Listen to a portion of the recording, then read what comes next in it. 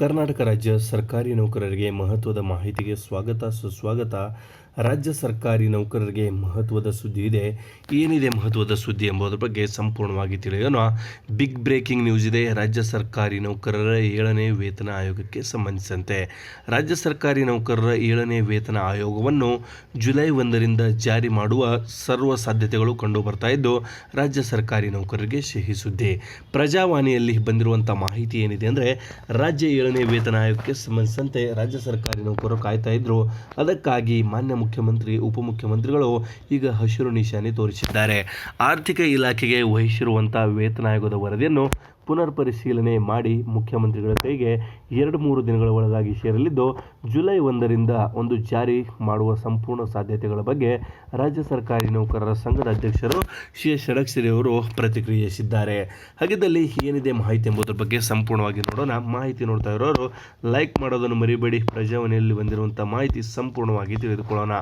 ನೋಡ್ತಾ ಇದ್ದೀರಾ, ವೇತನ ಪರಿಷ್ಕರಣೆ ಜುಲೈ 1ರಿಂದ ಜಾರಿ ಸಾಧ್ಯತೆ ಎಂಬುದರ ಬಗ್ಗೆ ಪ್ರಜಾವಾಣಿಯಲ್ಲಿ ಬಂದಿರುವಂಥ ಸಂಪೂರ್ಣವಾದ ಮಾಹಿತಿ ಏನಿದೆ ಮಾಹಿತಿ ಎಂಬುದರ ಬಗ್ಗೆ ನೋಡ್ತಾ ಹೋದರೆ, ನೌಕರರ ವೇತನ ಪರಿಷ್ಕರಣೆ ರಚಿಸಿದ್ದ 7ನೇ ವೇತನ ಆಯೋಗದ ಶಿಫಾರಸನ್ನು ಜುಲೈ 1ರಿಂದ ಜಾರಿಗೊಳಿಸಲು ರಾಜ್ಯ ಸರ್ಕಾರ ಸಂಪೂರ್ಣವಾದಂಥ ಚಿಂತನೆ ನಡೆಸಿದೆ.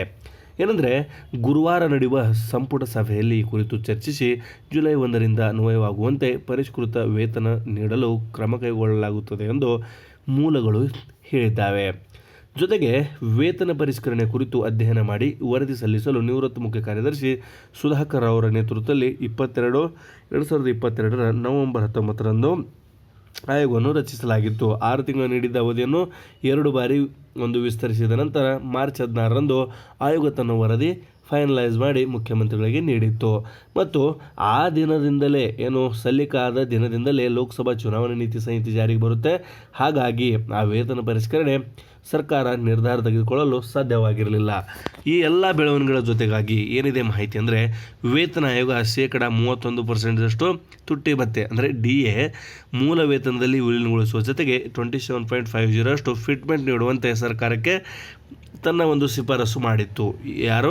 ಈ ವೇತನ ಆಯೋಗದ ಅಧ್ಯಕ್ಷರು, 7ನೇ ವೇತನ ಆಯೋಗದ ಅಧ್ಯಕ್ಷರು ಕೆ ಸುಧಾಕರ್ ಅವರು ಈ ಶಿಫಾರಸು ಮಾಡಿದರು.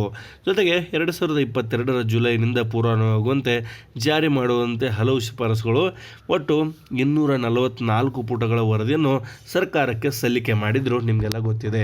ಈ ಎಲ್ಲದರ ನಡುವೆ ಮಾಹಿತಿ ಏನಿದೆ ಅಂದರೆ, ಇಂಪಾರ್ಟೆಂಟ್ ಅಪ್ಡೇಟ್ಸ್ ಏನಿದೆ ಅಂದರೆ, ರಾಜ್ಯ ಸರ್ಕಾರಿ ನೌಕರರ ವೇತನ ಪರಿಷ್ಕರಣೆಗೆ ಸಂಬಂಧಿಸಿದಂತೆ ಸರ್ಕಾರಿ ನೌಕರರ ಅಧ್ಯಕ್ಷ ಆಗಿರುವಂಥ ಷಡಕ್ಷರಿ ಅವರು ಉಪಮುಖ್ಯಮಂತ್ರಿ ಮತ್ತು ಮುಖ್ಯಮಂತ್ರಿಗಳಿಗೆ ಭೇಟಿ ಮಾಡಿ ನೌಕರರ ಒತ್ತಡ ಹೆಚ್ಚಾಗ್ತಾ ಇದೆ, ರಾಜ್ಯದಲ್ಲಿ ಅನಿರ್ದಿಷ್ಟ ಅವಧಿ ಮತ್ತೆ ಹೋರಾಟ ಮಾಡುವ ಸಾಧ್ಯತೆಗಳು ಕಂಡು ಬರ್ತಾ ಇದ್ದಾವೆ, ನೌಕರರ ವೇತನ ಯಾವುದೇ ರೀತಿಯಂತ ಡಿಲೇ ಮಾಡದೆ ಮುಖ್ಯಮಂತ್ರಿಗಳು ಇದರ ಬಗ್ಗೆ ಗಮನ ಹರಿಸಬೇಕು ಅಂತ ತಮ್ಮ ಮಾಹಿತಿಯನ್ನು ಸರ್ಕಾರಕ್ಕೆ ತಿಳಿಸಿದರು.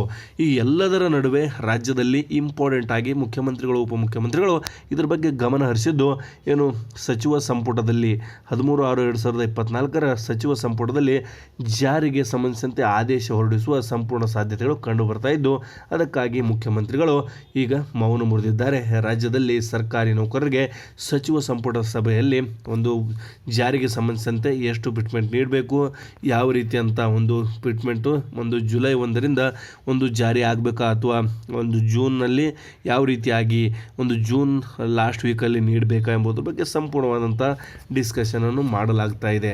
ಇದೊಂದಾಗಿತ್ತು ರಾಜ್ಯ ಸರ್ಕಾರಿ ನೌಕರರಿಗೆ ಸಿಹಿ ಸುದ್ದಿ. ರಾಜ್ಯದಲ್ಲಿ ನೌಕರರ ವೇತನ ಪರಿಷ್ಕರಣೆಯ ನೇಣುಗುದಿಗೆ ಬಿದ್ದಿರುವಂಥ ವಿಷಯ ಈಗ ಮುಖ್ಯಮಂತ್ರಿಗಳು ಕೈಗೆತ್ತಿಕೊಂಡಿದ್ದು, ನೌಕರರ ವೇತನ ಪರಿಷ್ಕರಣೆ ಜುಲೈ 1ರಿಂದ ಜಾರಿ ಸಾಧ್ಯತೆ ಎಂಬುದರ ಬಗ್ಗೆ ಸಂಪೂರ್ಣವಾದಂಥ ಮಾಹಿತಿ ಎಷ್ಟಾಗಿರುತ್ತೆ ದಯವಿಟ್ಟು ಲೈಕ್ ಮಾಡೋದನ್ನು ಮರಿಬೇಡಿ. ಮತ್ತು ಎಷ್ಟು ಪರ್ಸೆಂಟಷ್ಟು ಫಿಟ್ಮೆಂಟ್ ನೀಡಿದರೆ ಅದು ಸಮರ್ಪಕವಾದ ಸರ್ಕಾರಿ ನೌಕರರ ಸ್ನೇಹಿ ಫಿಟ್ಮೆಂಟ್ ಆಗಲಿದೆ ಎಂಬುದರ ಬಗ್ಗೆ ನಿಮ್ಮ ಫಿಟ್ಮೆಂಟ್ ಎಷ್ಟು ಪರ್ಸೆಂಟ್ ನೀಡಬೇಕು ಎಂಬುದರ ಬಗ್ಗೆ ಕಮೆಂಟ್ಸಲ್ಲಿ ತಿಳಿಸಿ. ಸಿಗೋಣ ನೆಕ್ಸ್ಟ್ ವಿಡಿಯೋದಲ್ಲಿ ನೆಕ್ಸ್ಟ್ ಅಪ್ಡೇಟ್ಸ್ಗೊಂದಿಗೆ.